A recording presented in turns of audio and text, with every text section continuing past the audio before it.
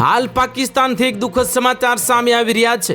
પાકિસ્તાનમાં HIV ચેપનો એક ચોંકાવનારો કિસ્સો પ્રકાશમાં આવ્યો છે। BBC અહેવાલ અનુસાર પાકિસ્તાનમાં 331 બાળકો HIV માટે પોઝિટિવ આવ્યા છે।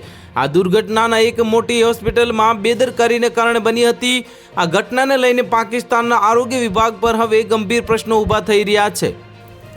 સ્થાનિક સરકારની હોસ્પિટલના સ્ટાફ સભ્યોએ દૂષિત સોયને ફરીથી ઉપયોગ કરીને બાળકોને HIV ચેપ લગાવ્યો હોવાનો આરોપ છે। હકીકતમાં આ વિસ્તારોમાં બાળકોમાં HIV ચેપના કેસ વધી રહ્યા હતા। આ નવેમ્બર 2024 અને ઓક્ટોબર 2025ની વચ્ચે હવે આ નાના શહેરમાં 331 બાળકો HIV માટે પોઝિટિવ હોવાનું જાણવા મળ્યું છે।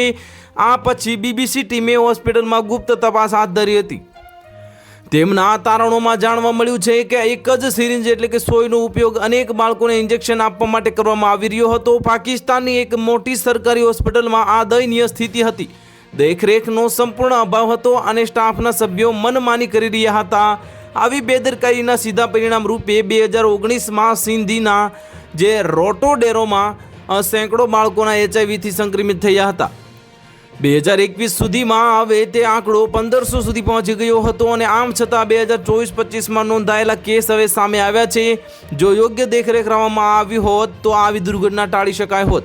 WHO દ્વારા જે વિભાગ સાથે હવે મળીને એક સંયુક્ત અહેવાલમાં ખાનગી ક્લિનિક્સ અને તપાસ વગરના લોહી ચડાવવાને પણ કારણ આપવામાં આવ્યું છે। તો હાલ માટે આટલું જ। મળીશું નવી અપડેટ સાથે। જો તમને વિડીયો પસંદ આવતા હોય તો વિડીયોને લાઇક કરી દેજો, ચેનલને સબસ્ક્રાઇબ કરી બાજુમાં આવેલા બેલ આઇકનને દબાવી દો, જેથી તમને આવા સમાચારની અપડેટ મળતી રહે।